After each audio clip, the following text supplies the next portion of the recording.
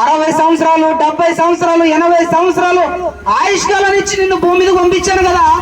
80 సంవత్సరాలు ఏం చేసావు? కేవలం తింటూ త్రాగుతూ జీవితాన్ని గడిపేశావా అని దేవుడు ఎక్కడ ఉంటాడండి. దేవుని కొరకే పని అయినా చేయాలి ఇక్కడే.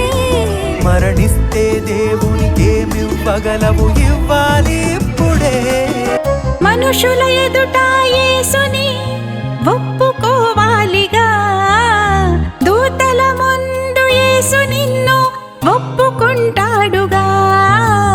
విశ్వసించితివి గనుకే మాట్లాడాలిగా, స్వరమునిచ్చాడు గనుకే సువార్త చెప్పాలిగా.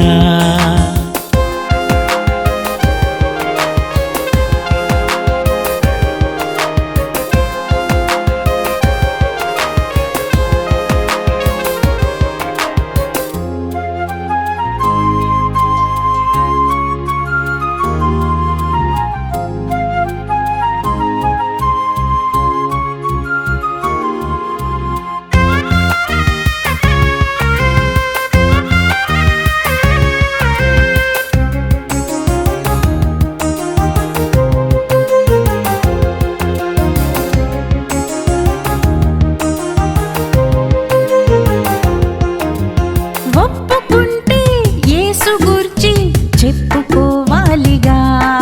నీ సొంత విషయాలు ఇంతవరకు చెప్పుకున్నావుగా. ఆ దేవుని కొరకే పని అయినా చేయాలి ఇక్కడే. మరణిస్తే దేవునికి ఏమివ్వగలవు, ఇవ్వాలి ఇప్పుడే.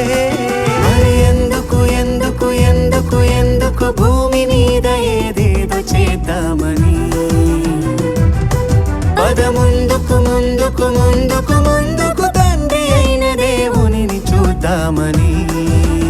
సువార్త ప్రకటించవలసిన భారం ఉన్నది తెలుసా?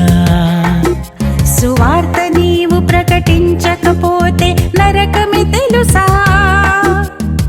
సమరయ స్త్రీ వినగానే ప్రకటించిందిగా, ఊరి వారినందరినీ నడిపించిందిగా. ప్రార్థించుటేనా ప్రకటించు ముందు మనుషుల ఎదుట యేసుని ఒప్పుకోవాలిగా. దూతల ముందు యేసు నిన్ను ఒప్పుకుంటాడుగా.